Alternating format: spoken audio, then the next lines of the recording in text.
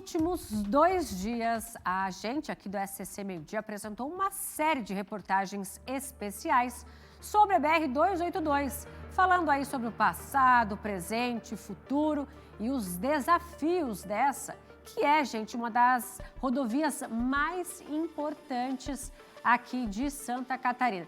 Vamos mostrar agora uma retrospectiva dessa nossa série de reportagens. Acompanhe. Em 2 episódios especiais da BR-282, o SCC-SBT voltou ao passado contando a história de uma das mais importantes rodovias do estado. Da monarquia à república, são mais de 200 anos de lutas e conquistas até chegar à pavimentação total dos 678 quilômetros de extensão que ligam Florianópolis a Paraíso, na fronteira com a Argentina. Ouvimos pequenos e grandes empresários que geram empregos e fazem a economia girar, dependendo essencialmente da 282. É uma BR que aqui para nós é de suma importância, porque é o escoamento, da nossa produção, imprudência de muitos motoristas, Outro detalhe que nem sempre ela tem uma conservação que deveria de ter. Muito preocupante, porque o atraso em si, ele não é um problema, ele é tratado, o problema maior é quando envolve o risco, para a própria vida do motorista, do ser humano que está ali conduzindo o caminhão, Riscos diários, vidas perdidas. De acordo com a Polícia Rodoviária Federal, em 2022 foram registrados 1.148 acidentes na BR. 1.382 pessoas ficaram feridas e 84 perderam a vida em plena rodovia. Desafios diários para quem precisa trafegar por ela. Hoje em dia o tipo tá aí, a nossa BR tá difícil, Muito trânsito, uma rodovia perigosa. Mostramos a luta diária de quem sobreviveu a um acidente em plena BR. Lutou pela vida e mesmo com sequelas, decidiu seguir em frente. Existem 2 Leonardos, Um antes de eu conhecer a 282, de eu ter a minha vida lá para Palhoça, até eu conhecer a 282, e a depois, que mudou totalmente a minha vida. Teve bastante sequelas, que eu tive que começar uma vida nova. Ouvimos a PRF, que confirma: a falta de estrutura e a imprudência de diversos motoristas são as principais causas dos acidentes. A luta é constante, é diária, para a redução de acidentes, já que depois da BR-101, ela é a segunda rodovia do estado com maior número de óbitos. Imprudência e irresponsabilidade que flagramos durante as gravações, ultrapassagens em locais proibidos e as longas filas que se formam por falta das terceiras faixas. As terceiras faixas, reivindicadas pelo Grupo SCC desde o ano passado, onde autoridades e representantes políticos do estado foram ouvidos. Elas ainda são um sonho. O que o senhor acredita que seria a solução, ou pelo menos amenizaria um pouquinho mais a situação aí? Cara, na subida e descida, terceira faixa. Eu acho, Do meu ponto de vista é isso aí, Ajudaria bastante. Ajudaria, E não é por falta de cobrança.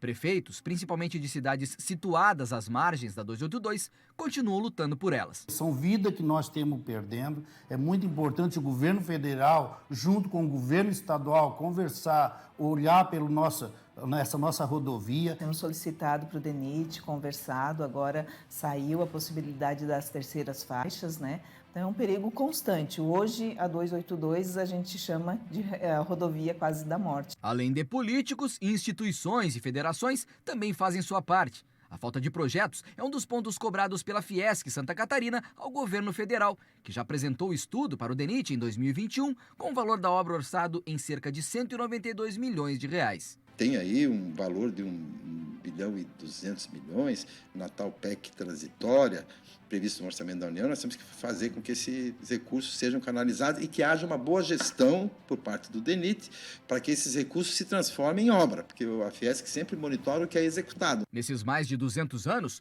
homens marcaram a história, enfrentando as mais diversas dificuldades para a construção dessa tão importante artéria vital para o desenvolvimento do estado. Mas também, nesse período, muitas vidas foram e continuam sendo perdidas. Enquanto nada acontece, vidas e economia continuam em risco. Nos mantemos firmes, cobrando, reivindicando. É uma luta de todos. Até porque Santa Catarina passa por aqui.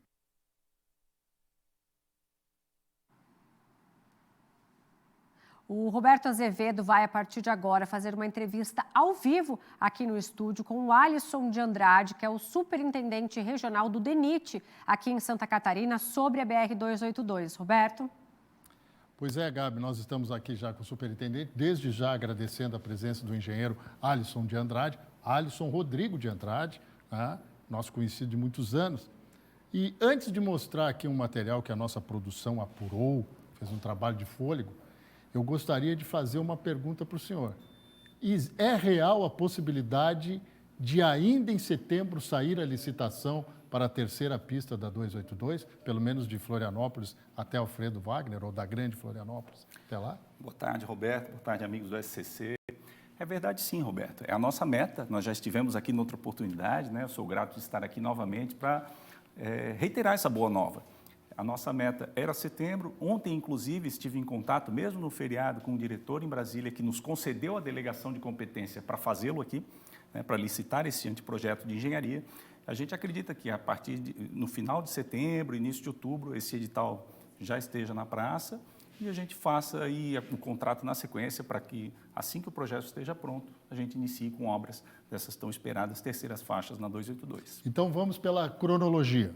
Em maio, o ministro Renan Filho, da Infraestrutura dos Transportes, declarou lá em Brasília, junto a um deputado federal de Santa Catarina, o Carlos Chiodini, do MDB, que é do partido dele, que a licitação da terceira pista sairia em setembro. Em junho passado, ele esteve aqui visitou inclusive uma obra que não tem necessariamente a ver com o governo federal, que é o contorno viário, e declarou de novo, vai sair em setembro. Aí, no mês passado, final do mês passado, a ministra do Planejamento, Simone Tebet, fez um corte no orçamento em algumas rodovias. Não ficou explícito que seria o corte também na 282. Mas a gente conhece quando esses cortes começam, não sabe quando eles terminam. Então, essa boa notícia que o senhor está dizendo para nós é fática, quer dizer, podemos ter uma licitação em breve. Perfeito, Roberto. Os recursos não serão um problema, né? É de notório saber que nós estamos trabalhando com um orçamento histórico esse ano e, para projeto, nós temos uma verba específica que não está sendo afetada, não está em conteste, principalmente por Brasília, nessa negociação toda. O que é difícil, Roberto, é a gente prever uma data na medida que o DENIT em Santa Catarina está matando um leão por semana. Nessa semana nós tivemos a nova licitação da duplicação da BR-280, a equipe de supervisão nova foi licitada. Na semana passada, a supervisão de manutenção de 1.600 quilômetros de malha. Na semana que vem, nós faremos o CREMA, que é a restauração de Indaial até Curitibanos, na 470, que é um contrato de mais de 200 milhões de reais, e são licitações que o TCU está de olho, a CGU, nós precisamos nos esmerar do ponto de vista administrativo para que não tenhamos problemas na fase de obra. E assim, da mesma forma, vamos seguir com a 282. Então, são medidas burocráticas, mas a meta continua em setembro.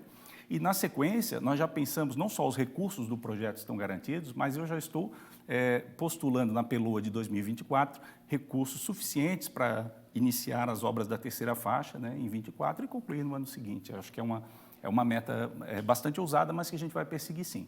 Tem o recurso do orçamento do governo do Estado e agora nós vamos à nossa pesquisa de fôlego aqui, que é o trabalho da bancada catarinense que destinou 250 mil. Aqui eu estou falando da bancada, tá? Coletiva, 250 mil no ano passado para esta terceira faixa da 282. Repare na 282.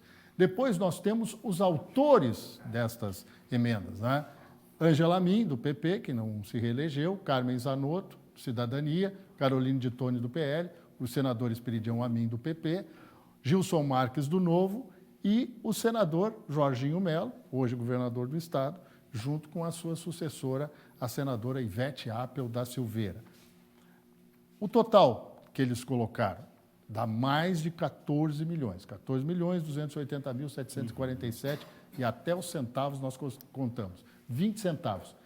É um dinheiro que é um reforço, porque a gente sabe que a emenda é a proposta. O governo paga quando quer, mas ele tem prazo para pagar. Ele tem prazo para pagar até o final do ano. Perfeito. Ajuda na obra? Sem dúvida. Ajuda no seguinte sentido. Essa rubrica é para toda 282. E como essa excelente reportagem que vocês veicularam bem demonstrou, é a maior rodovia do Estado. São 680 quilômetros, né?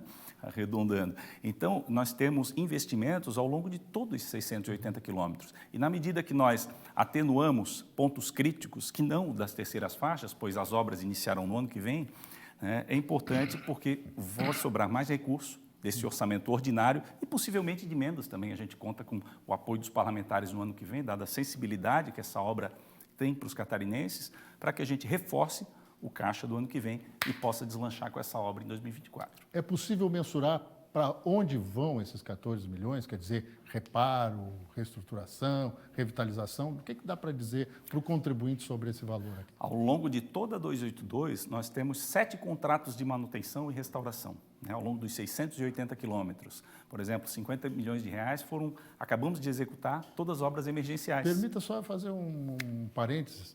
Para ter uma ideia, a 101 do norte até o sul, no trecho de Santa Catarina, tem pouco mais de 400 quilômetros, né? A 282 tem 680. Sim. É uma rodovia bastante pesada, como vocês colocaram aqui, né? A segunda maior rodovia com um índice de mortes no estado, um dado alarmante, e que enseja muitos investimentos, né? Muita dedicação e obras específicas. Então, nós estamos pensando ela em curto, médio e longo prazo. Médio prazo são essas terceiras faixas. No curto prazo, a manutenção, as emergências, alguns pontos críticos, interseções. Faremos agora no quilômetro 27 uma interseção em 2 níveis. Antes de ontem, estive reunido com o prefeito da Palhoça, tratando das marginais da Palhoça, que é outro investimento importantíssimo para dar fluidez, talvez até tão importante quanto as terceiras faixas, né?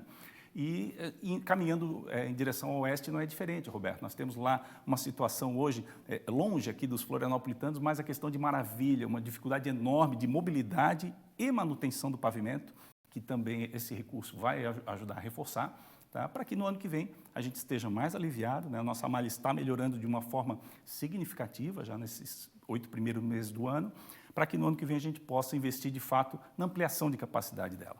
Isso o senhor está falando não só de terceira pista, mas na possibilidade até de duplicação? Perfeito. Nos próximos dias, nós vamos licitar, estarei até em Chapecó terça-feira com o diretor de Planejamento e Pesquisa, que me assegurou que até lá a gente pode ter aí novidades quanto à licitação de Lages São Miguel do Oeste, que é uma duplicação ao sonho antigo, e nós vamos licitar agora o projeto para esses 427 quilômetros que compreendem Lages a São Miguel do Oeste, assim como o contorno de Santo Amaro de Imperatriz, que, noutra oportunidade, esteve aqui contigo. E ele está muito próximo já de ser licitado pelo DENIT em Brasília. Bom, podemos então esperar boas notícias nos próximos meses. Muito obrigado, superintendente do DENIT em Santa Catarina, Alisson Rodrigo de Andrade. Continua tocando? Também. Muito obrigado pela sua presença. Eu que agradeço. Um bom fim de semana. E nos traga mais boas notícias da próxima vez. Claro. Obrigado. Fico à disposição sempre. Obrigado. Gabi. Nos próximos dias, nós vamos apresentar um panorama completo sobre as propostas de investimento de cada deputado e senador para 2024, com relação à BR-282. Você não pode perder, viu?